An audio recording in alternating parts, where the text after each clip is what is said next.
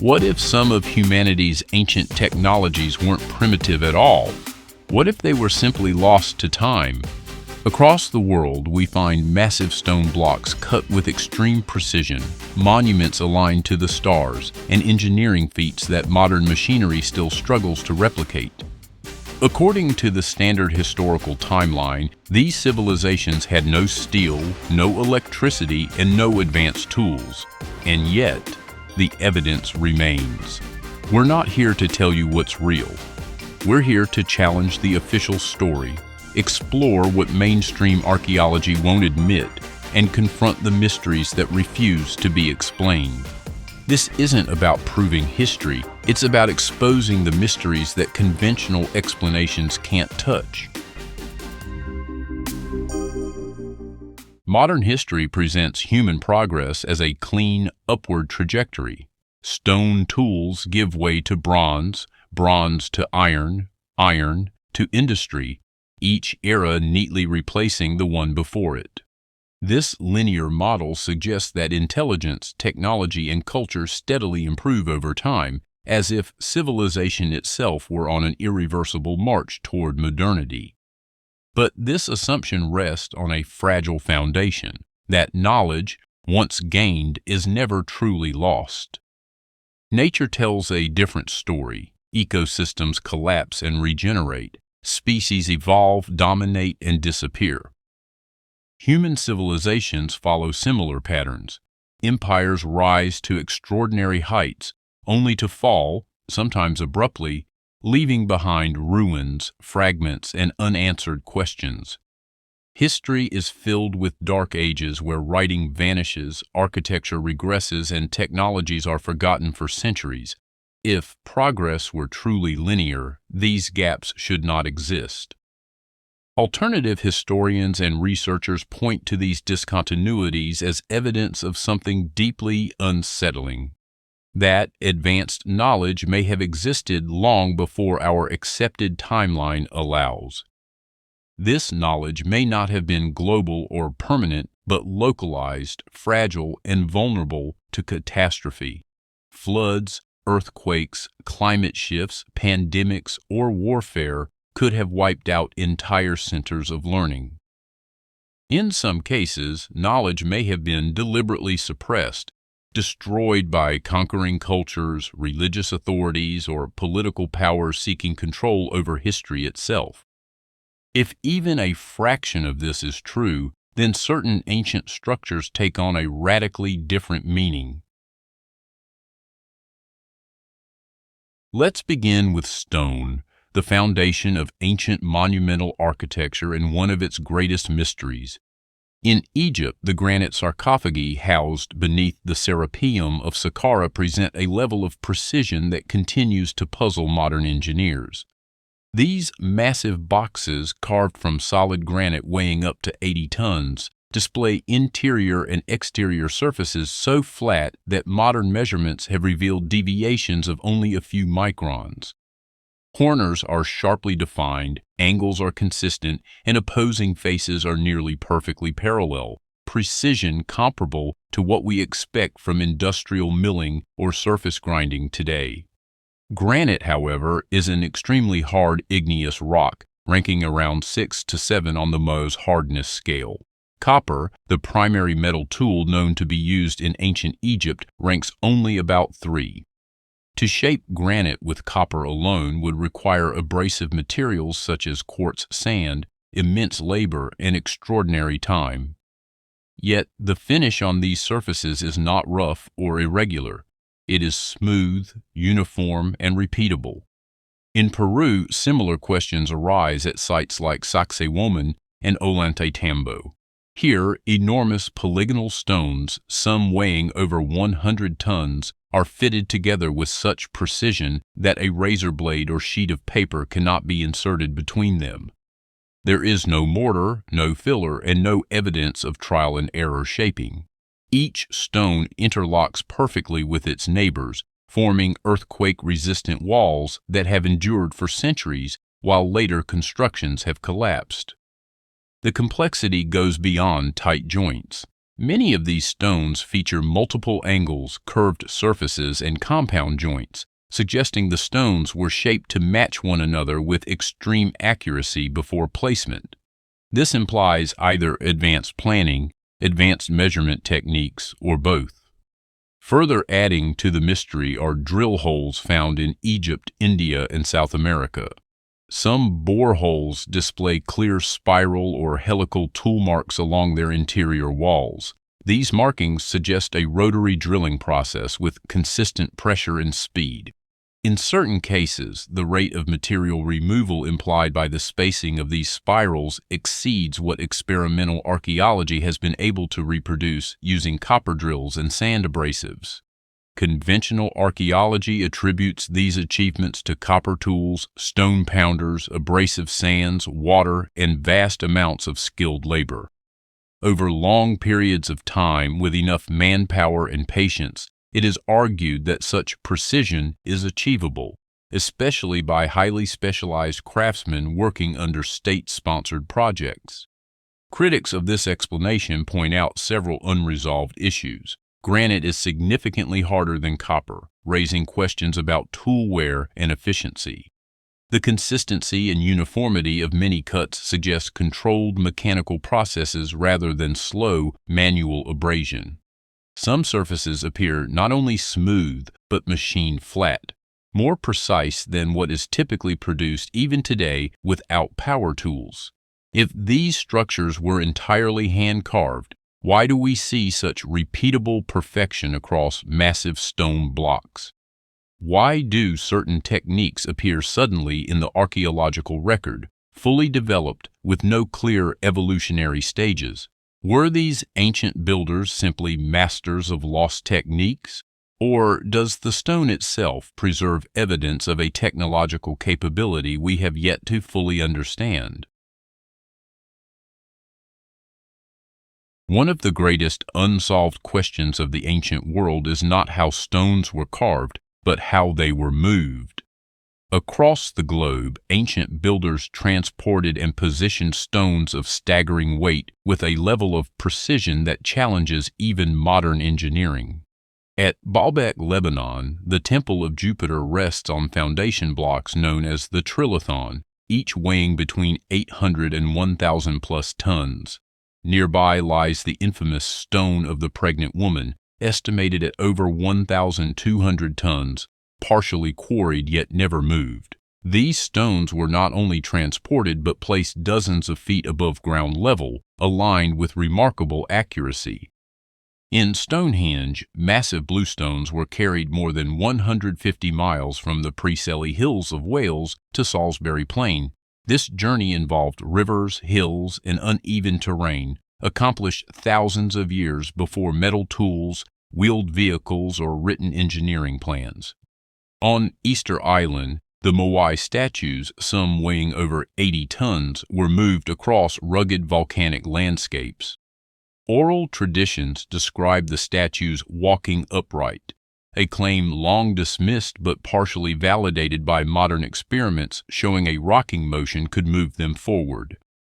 Archaeologists propose a combination of wooden sleds and rollers, ropes made of natural fibers, lubrication using water, oil, or mud, and massive coordinated labor forces. Experimental archaeology has shown that with enough people, even very heavy stones can be moved under controlled conditions. These demonstrations are often cited as proof that no advanced or lost technology is required. However, critics argue these experiments rarely match the true scale, terrain, or precision of the ancient feats. Moving a stone across flat ground for a short distance is one challenge. Raising it, aligning it, and setting it in place with millimeter-level precision without modern surveying tools is another entirely. This has led some researchers to question whether ancient civilizations possessed advanced surveying methods, lost mechanical techniques, acoustic, vibrational, or counterweight systems, as well as mathematical and engineering knowledge not reflected in surviving records. These ideas remain controversial, but they persist because key questions remain unanswered. If ancient builders truly relied on brute force alone, why do modern reconstructions struggle to replicate their results despite modern tools, engines, and mathematics? And if the knowledge once existed, why was it lost? The stones remain exactly where they were placed, silent, immovable, and still defying simple explanation. Every advanced technology, ancient or modern, depends on energy. And yet, when we look at the ancient world, we find something puzzling: monumental engineering, precision construction, and alleged flight, with no obvious power infrastructure. This contradiction has led researchers to ask an uncomfortable question. What if ancient civilizations accessed energy in ways we no longer recognize?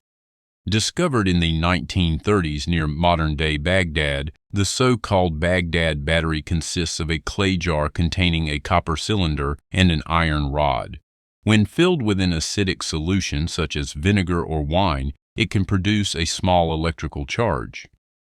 Mainstream archaeologists argue the object was likely used for storing scrolls, religious rituals, or metal preservation.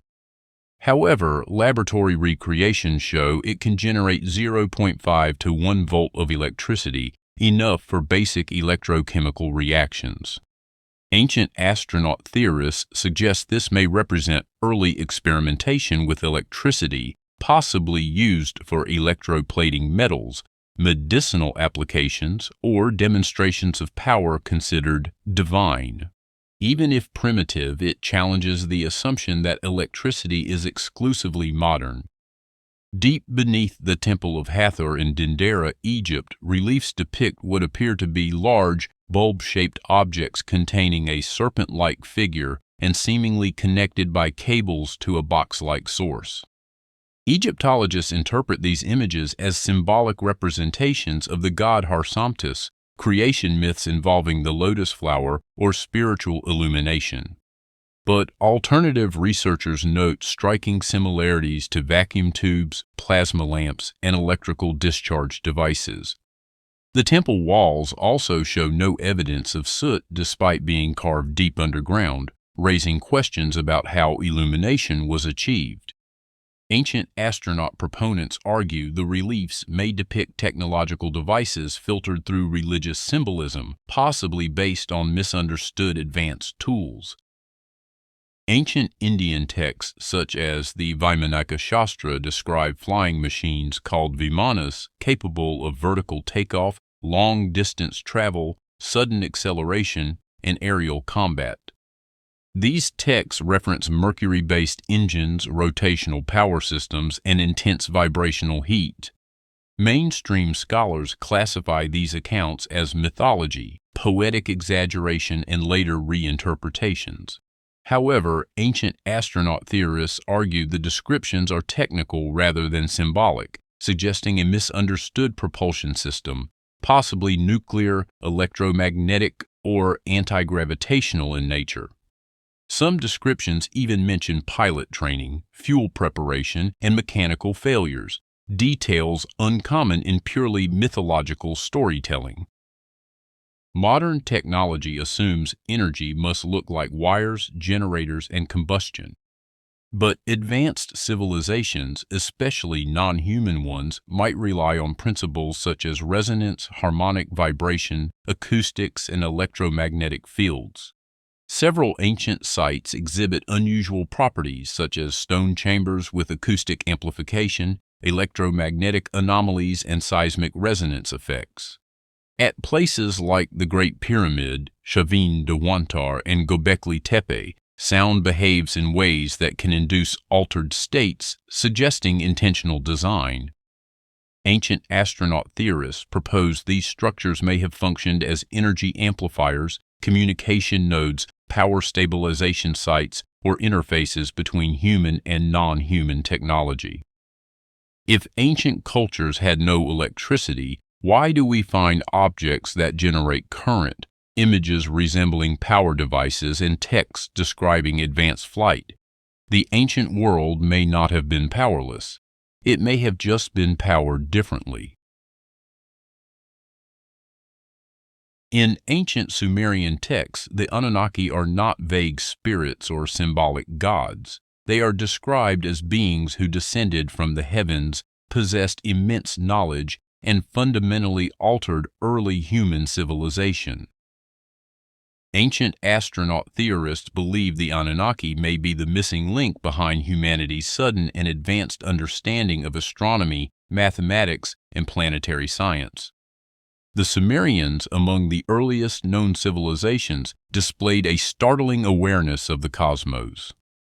A base 60 numerical system still used today for time and angular measurement, detailed star catalogs, accurate planetary cycles, and a cosmology that included multiple celestial bodies, including one described as a roaming planet, often associated with Nibiru. This level of astronomical sophistication appears abruptly, with no clear developmental path. Ancient astronaut theorists argue this knowledge was instructed, not discovered. Many Anunnaki-related interpretations suggest these beings possessed a global perspective of Earth, knowledge of its size, shape, and orientation in space, and an understanding of precession, axial tilt, and long-term celestial cycles. If the Anunnaki were spacefaring, or at least technologically advanced, their worldview would naturally include planetary-scale data. This could explain why monuments across the world appear to encode Earth measurements, cardinal directions with extreme precision, and star alignments consistent across continents. From this perspective, ancient monuments were not just ceremonial, they were planetary reference points. Ancient astronaut theorists often cite the Great Pyramid as the strongest physical evidence of Anunnaki influence. They propose it functioned as a geodetic marker at the center of Earth's landmass, a mathematical archive encoding constants, or a stellar alignment device linked to Orion, which was associated with divine origin in Egyptian texts. If knowledge were to be preserved through catastrophe, a structure of stone aligned to the planet and stars would endure far longer than any written record. Göbekli Tepe predates known civilization by millennia, yet it displays symbolic complexity and potential stellar alignment beyond its time. Ancient astronaut theorists suggest it may represent a post-cataclysm instruction site, a knowledge handoff point after a global disaster, or a reminder of humanity's place within a larger cosmic system.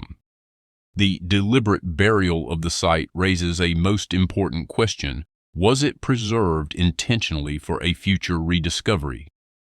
One of the most controversial ideas suggests the Anunnaki engineered humanity as a labor force, monitored Earth as a resource site, and periodically returned during celestial cycles.